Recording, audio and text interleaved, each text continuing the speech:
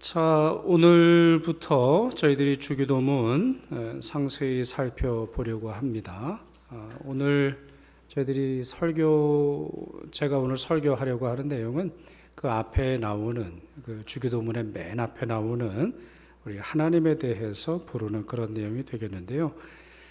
두 가지 먼저 좀 말씀을 드리고 나서 이 주기도문에 있는 내용 저희들이 살펴보도록 하겠습니다. 첫째는 여러분이 설교를 들으실 때 유용한 습관 하나를 좀 말씀드리고 싶은데, 제가 수요일에는 설교 요약본을 여러분 나눠드리잖아요. 근데 사실 가장 좋은 거는 설교를 들으실 때 설교를 여러분이 좀 노트를 하시면은 훨씬 좋습니다. 이제 왜 그러냐면, 사실 우리가 이제 손으로 쓸 때, 여러분 그 묵상할 때, 큐티 할 때도 꼭 당부드리는 게 있어요. 손으로 쓰세요. 그냥 귀로만 들으시고 눈으로만 읽으시면서 이런 말씀이구나, 이걸로는 부족합니다. 반드시 쓰시는 게 좋아요. 왜 그런가 하면 한 예를 들어서 제 아내는 설교를 항상 쓰거든요. 어떤 때는 제가 설교 원고를 미리 한번 보여주면서 한번 읽어봐 달라 요청하는 경우도 있고, 또 제 아내가 설교를 이제 3번 듣잖아요. 1부, 2부, 3부 3번 듣는데, 어떤 때는 이거 내가 설교한 게 맞아? 그렇게 할 정도로 듣는 사람의 입장에서 들을 때에 성령께서 그 사람의 마음을 주관하는 흐름이 있는 걸 좀 볼 수 있어요. 그래서 어떤 경우에 있어서는 제가 설교를 할 때 이걸 좀 강조하고 싶고 이 내용으로 설명하고 싶지만, 듣는 입장에서는 오히려 다른 포인트에서 은혜를 받는다거나 아니면 마음속에 남는 그런 부분들이 있는 걸 봅니다. 그래서 여러분, 올해 이제 주기도문 끝날 때까지는 제가 설교 요약본을 드리겠습니다만, 하실 수 있으면은 수요 예배가 되었든 아니면은 주일 예배가 되었든 새벽 예배가 되었든 여러분들이 설교를 들으시고 쓰시는 거 정말 추천드리고 싶습니다. 자, 두 번째는 이 주기도문에 대한 개요를 좀 설명을 드려야 될 것 같아요. 그래서 지금 저희가 하이델베르크 요리 문답을 이제 마무리 짓는 그런 단계에도 있으니까 저희들이 복습하는 차원에서 겸하여 주기도문에 대한 개요를 좀 말씀드리려고 해요. 자, 주기도문은 성경에 2군데 나오죠. 그렇죠? 마태복음 6장에 나오고 누가복음 11장에 나옵니다. 그런데 여러분, 이거 잘 모르시던데 누가복음은 좀 짧죠?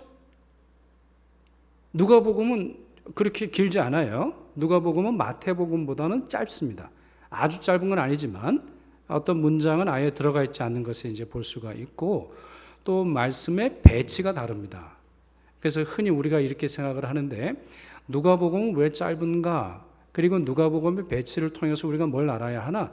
여러분, 누가복음은 처음 들었던 대상자가 유대인일까요? 이방인일까요? 이방인이었어요. 그러니까 기도가 뭔지를 잘 모르는 사람이니까 기도가 무엇인지 가르쳐주기 위한 초보적 수준의 내용을 정리한 것으로 우리가 그렇게 이해를 합니다.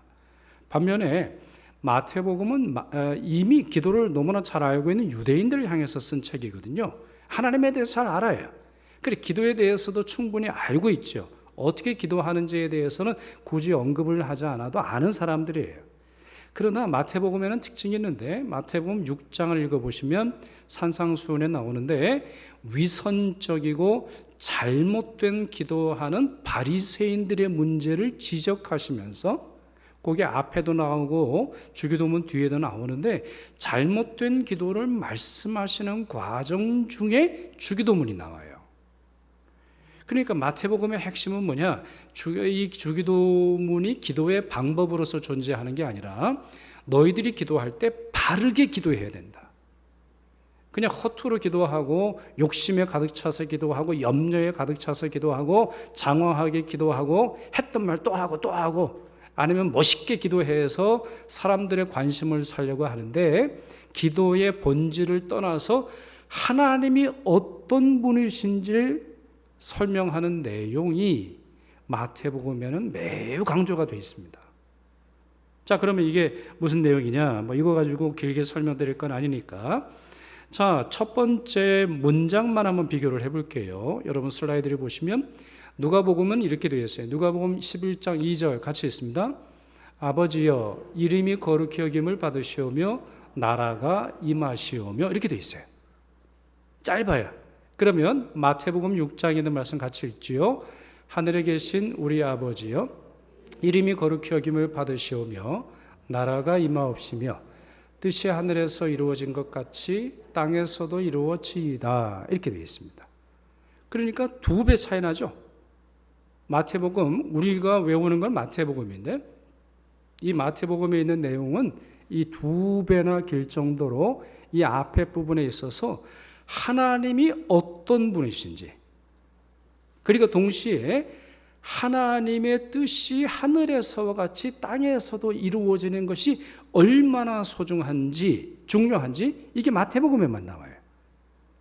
그러니까 여러분 이렇게 볼 수 있는데 누가복음은 아까 말씀드렸잖아요. 이방인에게 처음으로 이 말씀을 주신 거라고. 그러니까 아버지 이름이 거룩히 여김을 받으시면 나라가 임하옵시면은 뭐 초보라고 말할 수는 없지만 주기도문의 가장 기본적인 내용이 되겠고 할 수 있다면 하나님이 어떤 분이신지를 이해하고 그 하나님의 뜻이 우리에게서 이루어져야 한다라고 하는 이 절박한 심정을 우리가 품어야 하는 걸 이해할 수 있어요.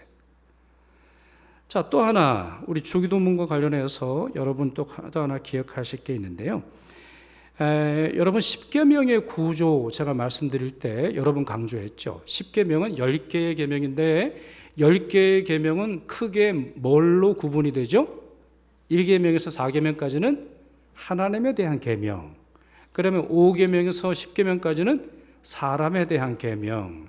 그 사이에 부모님에 대한 공경은 좀 헷갈리는 5계명 하나님에 대한 계명으로 넣을 수도 있고 사람에 대한 계명으로 넣을 수도 있다 이런 말씀 드렸어요. 그러나 하나 이거는 분명해요. 10계명은 2개의 구조로 되어 있어요. 하나님에 대한 말씀 그리고 사람에 대한 말씀. 이 2가지 중에 뭐가 먼저 오죠? 하나님에 대한 명령이 먼저 와요. 그게 굉장히 중요하다는 말씀을 드리는데 주기도문도 마찬가지입니다.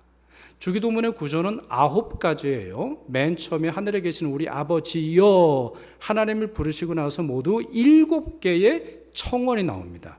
어떻게 외우시고 싶냐면 북두칠성 생각하시면 돼요. 북두칠성. 북쪽에 있는 그 7개는 변함이 없는 것처럼 우리의 기도에 이 7개는 변함 없이 존재해야 돼요. 근데 그 중에 3개는 하나님에 대한 청원이에요. 하나님에 대해서. 그리고 나서 4번째에서 7번째 아니죠, 그렇죠? 4번째에서 7번째까지가 이제 사람에 대한 그런 기도의 내용인데 양식에 대한 기도, 죄 사함에 대한 기도, 시험을 막아주십시오, 악으로부터 구원해 주십시오 라고 하는 4개의 기도는 우리 자신을 위한 기도인 걸 볼 수 있어요. 그럼 여러분 흥미롭죠? 10계명도 하나님에 대한 것이 먼저이고 그리고 인간에 대한 계명이 나오는 것처럼 기도도 그렇게 해야 된다는 거예요. 그래서 사실은 마태복음 6장, 그러니까 주기도문은 마태복음 6장에 나오는데 마태복음 6장을 요약하는 말씀이 뭐냐, 그리고 이게 우리 신학의 기본이에요. 자, 6장 33절 보세요. 자, 그런즉 같이 읽습니다. 시작. 그런즉 너희는 먼저 그의 나라와 그의 의를 구하라. 그리하면 이 모든 것을 너희에게 더하시리라 그랬어요. 사실 여기에 너희는 그의 나라와 그의 의만 구하라 이런 건 아니에요.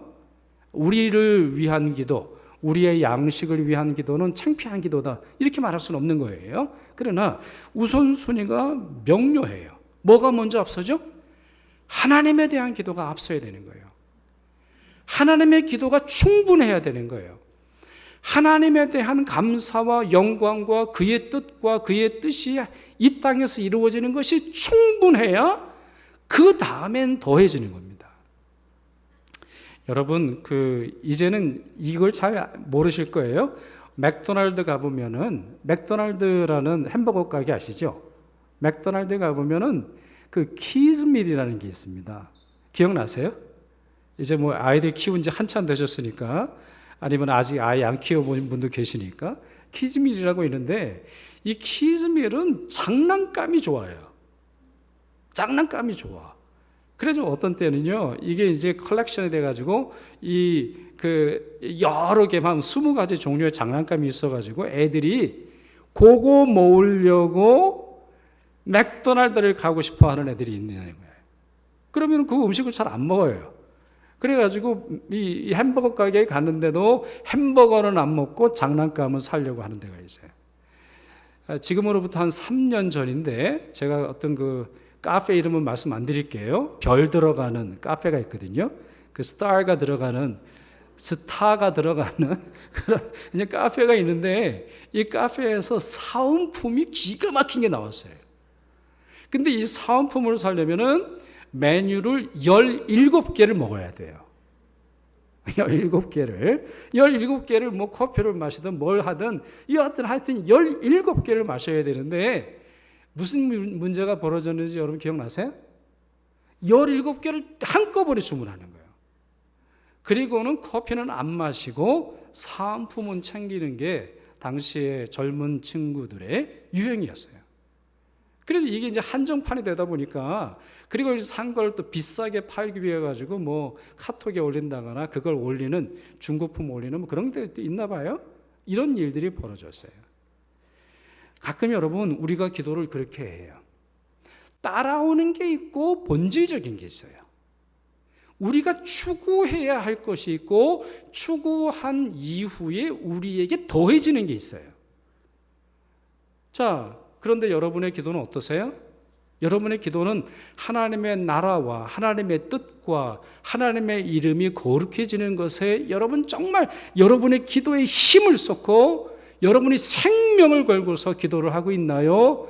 아니면 그냥 잠깐 지나가고 여러분의 기도, 여러분이 양식에 대한 기도, 여러분의 죄 사함에 대한 기도, 여러분이 시험에 들지 않는 기도, 이와 같이 여러분을 위한 기도는 따라오는 기도인데 그것은 더해지는 것인데 이것에 오히려 더 큰 기도의 열정을 쏟고 있나요? 잘 생각하셔야 돼요. 그래서 주기도문의 강론으로 들어가기 전에 여러분들의 머릿속에서 이 두 가지를 기억하셔야 돼요. 자, 기도의 내용은 주님이 가르쳐준 기도의 내용은 두 가지라는 거예요. 하나님을 향한 기도와 우리를 위한 기도가 있는데 이것 중에 먼저 올 것은 하나님을 향한 기도, 하나님을 위한 기도, 하나님의 나라와 하나님의 뜻을 위한 기도라는 이 사실을 잊어버리시면 안 돼요. 자꾸 이걸 잊어버리니까 우리의 기도가 마치 좌표를 잃어버려서 이리저리 헤매는 그와 같은 일이 있는 경우를 많이 보죠. 자, 이제 주기도문의 첫 번째 내용을 살펴보겠는데요. 우리 헬라어 원문을 보면 첫 번째 단어가 아버지입니다. 아까 누가복음도 그랬잖아요. 아버지요. 아버지가 먼저 나오는 것처럼 주기도문의 강조점은 아버지예요. 자, 기도에 있어서만 이 사실이 중요한 게 아니라 성경 전체의 핵심이 하나님이 우리의 아버지라는 사실이 있어요. 이게 우리 구원론의 핵심이고 우리의 삶의 위로가 되는 것이고 하나님이 우리의 아버지가 되신다라고 하는 것 속에서 우리 삶의 아름다운 가능성이 나오는 거예요. 여러분, 그 루터에 대한 이야기는 들어보셨을 거예요. 그 루터가 아버지를 굉장히 무서워했다고 하죠. 그러니까 아버지는 이 루터가 뭐 변호사나 판사나 판검사가 되기를 원했어요. 당시에 그게 이제 고위직이니까. 그래서 억지로 이제 밀어 넣어가지고 법대를 넣는데 루터가 적성에 안 맞고 이게 힘들었단 말이에요. 그래서 나중에 이제 어떤 큰 체험을 통해서 하나님의 은혜를 발견하게 되는데 하나님을 아버지라고 잘 못 불러요. 왜요? 아버지에 대한 이미지가 있다 보니까 아버지가 무섭고 두렵기 때문이라는 거죠. 여러분, 일본이 지금 제 생각에는 한 0.3% 정도밖에는 크리스천이 있지 않아요. 우리보다 훨씬 더 선교 역사가 긴데도 불구하고 맥시멈 많아야 1%예요. 그런데 처음에 이제 기독교가 전파되었을 때 당시에 이제 막부라든가 일본 정부에서 외국 문물이 들어왔단 말이에요. 근데 가만히 보니까 이거 들어오다가는 일본의 체제가 붕괴될 걸 염려를 하고 소위 말해 신도나 불교에서 제일 똑똑한 아이들을 데려다 놓고 성경을 분석을 했어요. 분석을 하고서 뭐냐면 기독교는 하나님을 아버지로 믿는 종교다. 이걸 찾아냅니다. 근데 문제가 뭐냐? 일본 사람들에게 있어서는 아버지는 두려운 존재. 일본 사람들에게 두려운 게 세 가지예요. 아버지, 불, 지진. 그러니까 제가 가고신마라는 데를 갔을 때도 아니 애들이 유치원생인데 하이바를 쓰고 다니더라고요. 이거 노란 그 플라스틱 모자를 쓰고 다녀요. 왜? 활화산이니까. 휴화산이 아니에요. 언제 터질지 몰라요. 그러니까 이 사람들의 마음속에서는 이 아버지라고 하는 존재는 뭐냐? 그냥 이 활화산처럼 그냥 불타오르고 막 애들 패고 전쟁하러 가고 아버지 안 오고 뭐 등등 이러한 시대 속에서 이제 있다 보니까 의도적으로 일본 사람들이 하나님은 아버지야. 아버지는 무서워. 아버지는 사무라이처럼 전쟁하러 가. 등등 이런 걸 의도적으로 아친 거 볼 수가 있어요. 그러나 여러분, 하나님이 아버지를 부르라고 하는 이유는 그것이 아니에요. 사랑의 아버지를 뜻하는 거예요. 사람 아버지를 뜻하는 게 아닙니다. 예수님이 아버지라고 말할 때는 아람어로서 아마 아빠 이렇게 불렀을 것이라고 생각을 하는데, 자, 좀 간접적인 걸 좀 살펴볼게요. 이사야서 63장 16절, 아까 우리 처음 읽었던 본문인데요. 다시 한번 읽어보겠습니다. 주는 우리 아버지시라. 아브라함은 우리를 모르고 이스라엘은 우리를 인정하지 아니할지라도 여호와여 주는 우리의 아버지시라. 옛날부터 주의 이름을 우리의 구속자라 하셨거늘 그랬어요. 굉장히 충격적인 말씀이에요. 유대인들에게 있어서 아브라함이 얼마나 중요한지 잘 아시죠? 예수님 당시 때도 우리가 아브라함의 자손이거늘, 그러니 예수님 너희는 마귀의 자식이야 이렇게 해서 논쟁하는 그런 말씀도 여러분 기억하시죠? 자기 자신을 아브라함의 자손으로 여기고 있어요. 그리고 이스라엘의 후손이요 이스라엘 민족의 일원이라고 하는 사실에 대단한 자부심을 가진 사람들이에요. 지금도 그래요, 여러분. 지금도 이스라엘이라고 하는 그 이름에 목숨을 거는 사람들인데, 지금 이사야 선지자가 뭐라고 말합니까? 아브라함이 너희를 모르고 이스라엘은 너희를 인정하지 않을 수 있어. 민족이 너를 버릴지 몰라. 그러나 누구는 안 버리신다는 거예요? 하나님은 안 버리신다는 거예요. 왜요? 하나님은 우리의 아버지시니까. 아버지가 그 아들을, 그 딸을 버리지 아니하시는 것처럼 우리를 잊지 아니하시고 우리를 인정하시고 우리를 기억하신다. 그러니 아버지의 다른 이름이 뭐죠? 맨 밑에 줄에 뭐라고 되어 있어요? 주의 이름을 우리의 구속자라 하셨거늘. 그러니까 이사야 이 말씀 정말 중요하고, 사실 이사야 63장 이 장체를 보는 것이 아주 필요합니다만 그렇게 볼 수 있는 시간은 없으니까 지금 이건 이사야가 이렇게 말하는 거예요. 전체 우리 신앙의 핵심은 하나님에게 있는데, 여호와 하나님인데 그분에겐 두 가지 이름이 있다는 거예요. 하나는 아버지라는 이름이고 또 하나는 구속자라는 이름이 있다는 거예요. 우리를 구원하시는 분.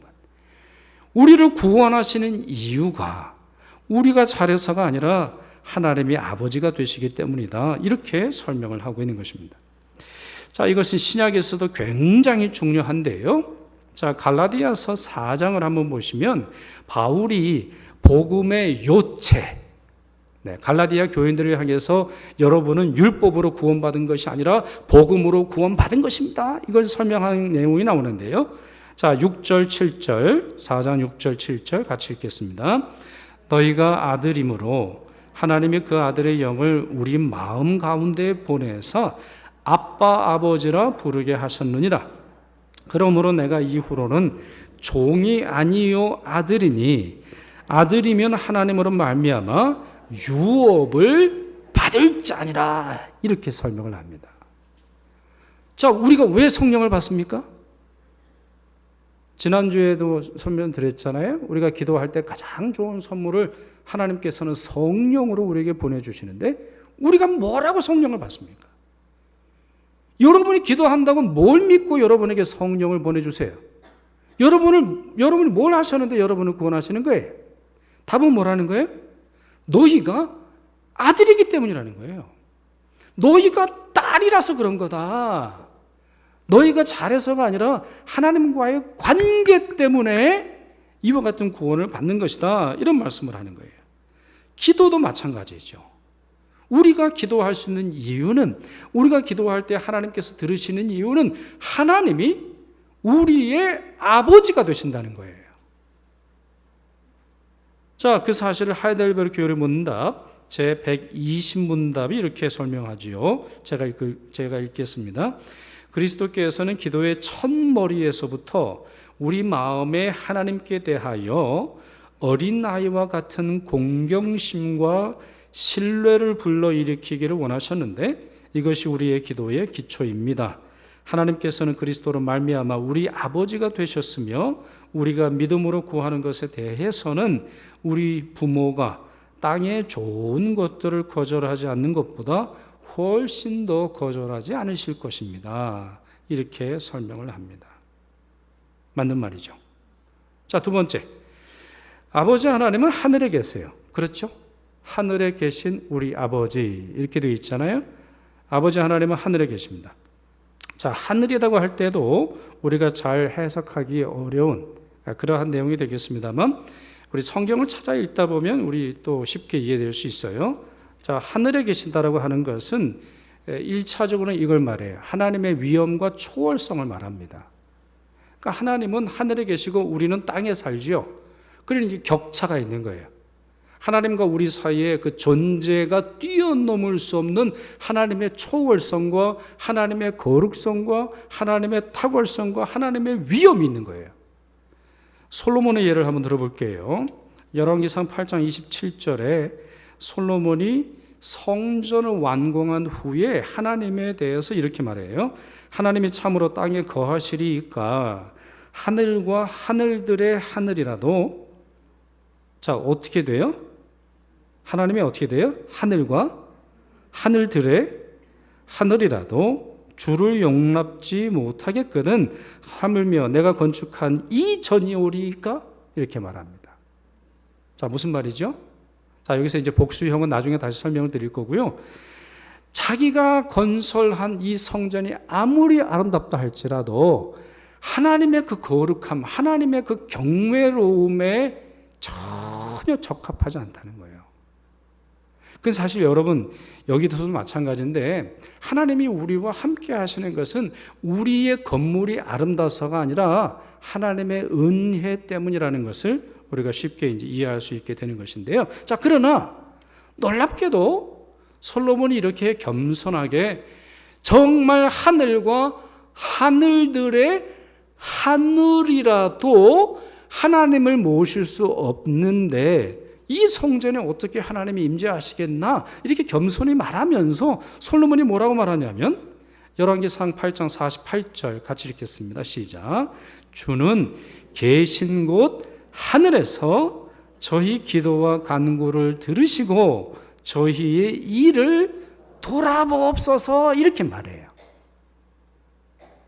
자, 그러니까 하늘은 이중적인 의미로 사용되고 있어요. 우리는 땅에 있고 하나님은 하늘에 계시는데, 자, 격차가 생기지만 하나님이 계신 그곳에서 내 기도를 들어주신다라고 말할 때 솔로몬이 하늘에 계신 하나님 이렇게 표현했다는 거예요. 자, 이런 문장이 한 번 나오는 게 아니에요. 열왕기상 8장을 보시면 이 솔로몬의 아주 긴 기도가 나옵니다. 근데 모두 8번 나와요.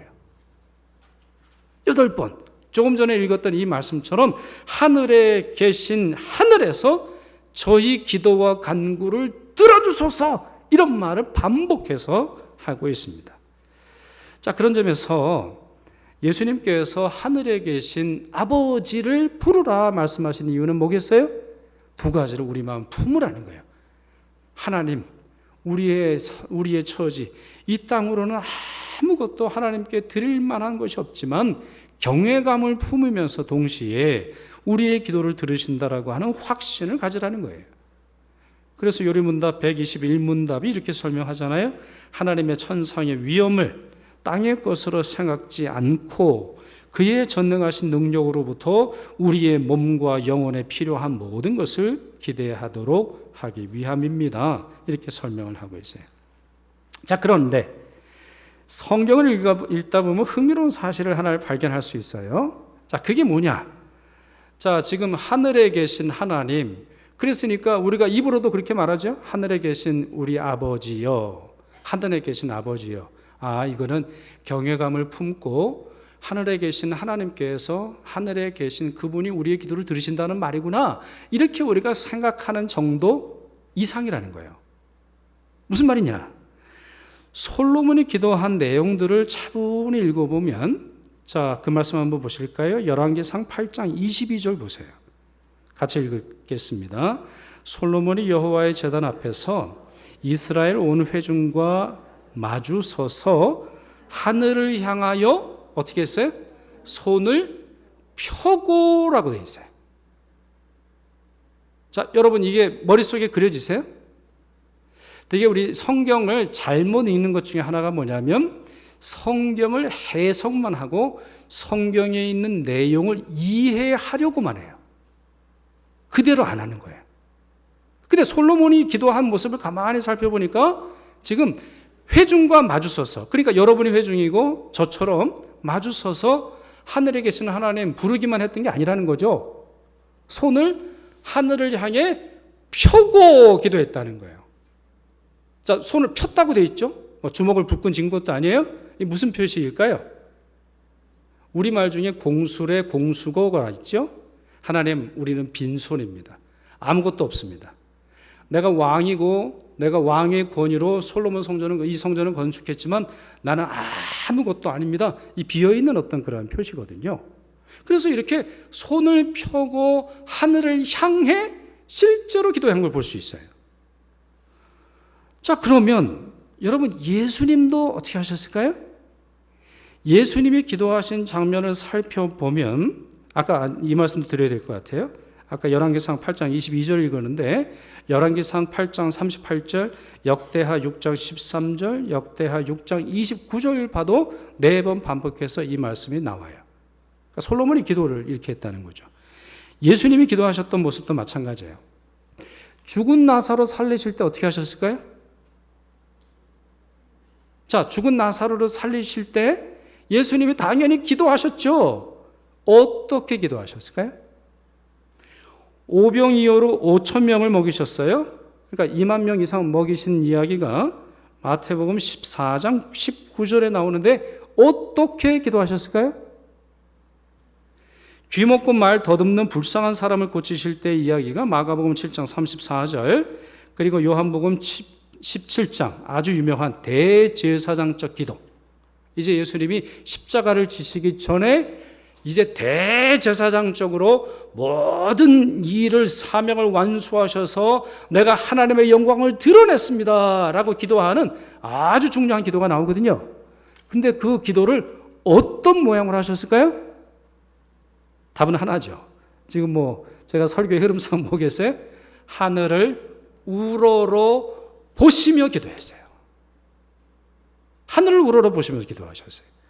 자, 요한복음 11장 41절 같이 읽겠습니다. 시작. 돌을 옮겨 놓으니 예수께서 눈을 들어 우러러 보시고 이르시되 아버지여 내 말을 들으시는 것을 감사하나이다 그랬어요. 여러분 이거 놓치시면 안 돼요. 성경을 읽을 때 여러분 그냥 이해하고 예수님이 기도하셨지, 기도하시니까 나사로가 낫지, 조금 한 단계 더 깊이 들어가셔야 돼요. 주님도 하늘에 계신 하나님께 기도하기 위해서 하늘을 어떻게 했다고요? 하늘을 우러러 경외감을 품을 뿐만 아니라 마음으로 품으실 뿐만 아니라 행동으로도 그렇게 하셨다는 거예요. 여러분 작년에 제가 엘리야 설교할 때 기억나시죠? 엘리야의 기도도 그냥 기도만 돼 있지 않죠. 예를 들어서 갈멜산에서 비를 하나님 주십시오라고 기도할 때 그가 어떻게 기도했어요? 머리를 무릎 사이에 넣고 기도했어요. 왜 머리를 무릎 사이에 넣고 기도했을까요? 육체적 표현이 간절함의 표현으로 드러난다는 거예요. 그래서 지난주에도 말씀드렸습니다만 기도의 내용을 보면 그 사람의 신학은 이런 거구나 알 수 있는 것처럼 기도하는 태도를 보면 이분이 하나님을 어떻게 믿고 있구나,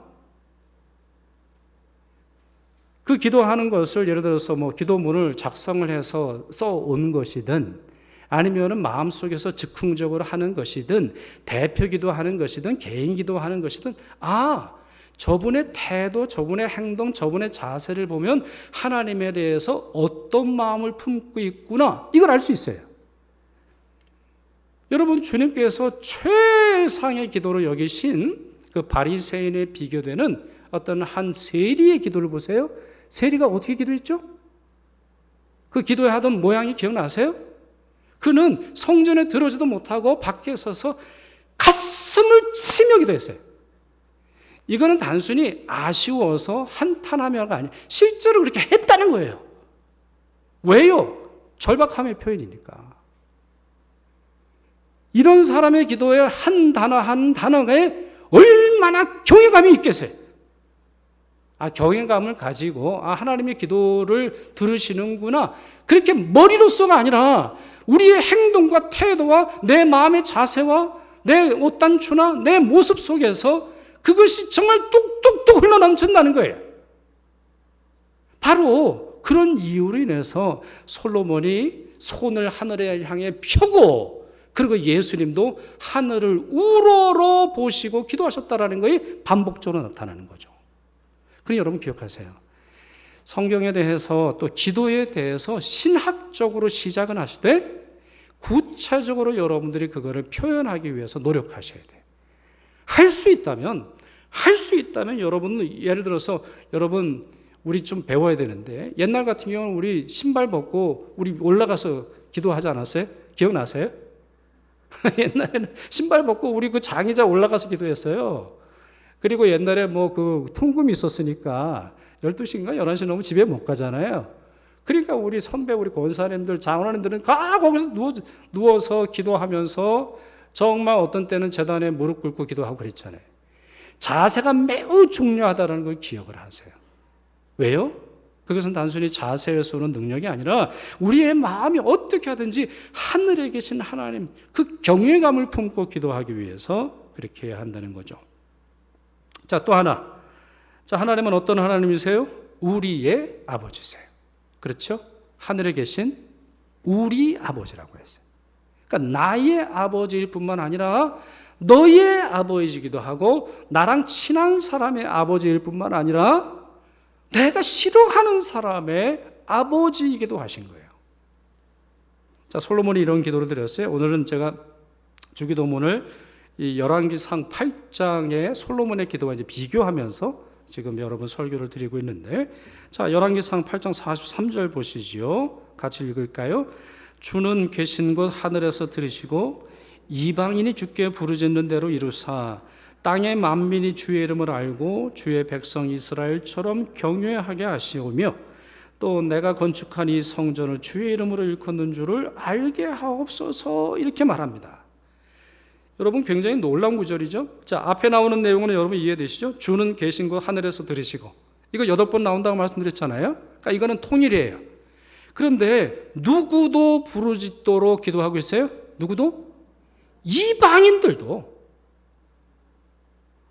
아니 예루살렘 성전을 완공했는데 뭐하러 이방인에 대한 고민을 합니까? 뭐하러 이방인, 여기서 특정 이방인이 누군지는 전혀 말하고 있지 않지만 먼 남 기도까지 하고 있어요. 그냥 우리 기도하기도 바쁜데 우리 민족, 우리 나라, 우리 아이들, 우리 부모님 기도하기도 바쁜데 무슨 이방인 기도예요? 그러나 솔로몬 기도는 굉장히 넓어요. 사실 믿음의 사람은 하나님의 나라, 하늘만 바라보는 것이 아니에요. 그 하늘이 임하는 세상이 필요하다라고 하는 이 사실도 가슴에 품고 기도합니다. 세상을 두루 살피죠. 솔로몬은 성전을 완공하면서 이 기도를 드렸는데요. 그는 하나님을 이스라엘만의 하나님으로 고백하지 않았어요. 그래서 이 성전이 이스라엘 사람만을 위한 성전이 아니라 모든 사람들의 성전이 되기를 위해서 기도하고 있다는 거죠. 그렇습니다. 오직 내 문제에만 몰두하여 드리는 기도는 제자의 기도가 아니에요. 우리 예수님이 가르쳐 주신 이 주기도문은 제자들에게 가르쳐 주신 기도인데 보네포라고 하는 분이 이런 말을 남겼죠. 아침 기도와 저녁 기도가 없는 하루, 또한 개인적 중보 기도가 없는 하루는 의미도 없고 중요하지도 않다. 자, 마지막으로 하나 더 말씀드릴게요. 하늘에 계시는 하나님이라고 되어 있는데, 그러나 헬라어 원문을 보면 복수형으로 되어 있습니다. 우라노스가 이 하늘의 단수형인데, 오늘 본문을 보면 우라노이스라고 하는 복수형 단어가 사용되고 있어요. 아까 솔로몬도 말씀드렸잖아요. 제가 잠깐 언급을 했습니다만, 하늘들의 하늘이라도 그 하늘의 복수형 표현이 나오죠. 자, 이거는 뭐 문법적이고 또 관용적인 표현으로서 그렇게 이제 되어 있기도 하고, 유대인들의 세계관도 연관이 되어 있습니다만, 저는 여기에서 굉장히 많은 은혜를 받았어요. 자, 왜 그런가? 한번 설명을 드려보죠. 하나님은 먼 하늘과 가까운 하늘에 계신 분이세요. 보이는 하늘과 보이지 않는 하늘에도 계십니다. 우리 삶을 넘어서 존재하는 하늘과 우리 삶에 영향을 끼치는 하늘에서도 역시 하나님은 우리의 기도를 들으세요. 그리고 우리가 살아가는 이 하늘뿐만 아니라 죽음 너머에 있는 저 하늘에서도 하나님은 우리의 아버지가 되어주세요. 그러니 어떤 하늘이라도 우리가 하늘을 외면할 수는 있어도 결코 하늘에서 벗어날 수는 없는 것처럼, 우리는 어떠한 상황과 어떠한 조건 속에서도 하나님이 우리와 함께 하신다라는 것을 믿으며 기도할 수 있습니다. 나비가 그렇다면서요? 나비가 처음 아침에 일어나면은 날개를 이렇게 펴면서 자기 날개를 말리는 것에서도 시작하는 것처럼 그렇습니다. 이 하늘들의 하나님을 고백하고 있는 이 이유는 어디에 있든지 우리에게 힘을 주시는 하나님이 살아계신다라는 걸 우리가 받아들이라는 거죠. 자, 말씀을 이제 맺습니다. 오늘 주기도문의 첫 번째 내용을 살펴보았어요.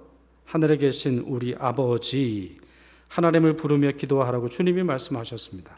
그러니 기도할 때 하나님을 친밀한 마음으로 부르고, 우리를 버리지 아니하신 하나님, 우리와 함께 하시는 하나님, 내 기도를 들으시는 하나님, 그 하나님이 계심을 신뢰하면서 기도해야 되겠고, 이기적으로 내 문제만 기도하지 말고 믿음으로 기도하고 거룩하고 경건한 것을 사모하여 기도하는 우리 모두가 될 수 있기를 바랍니다.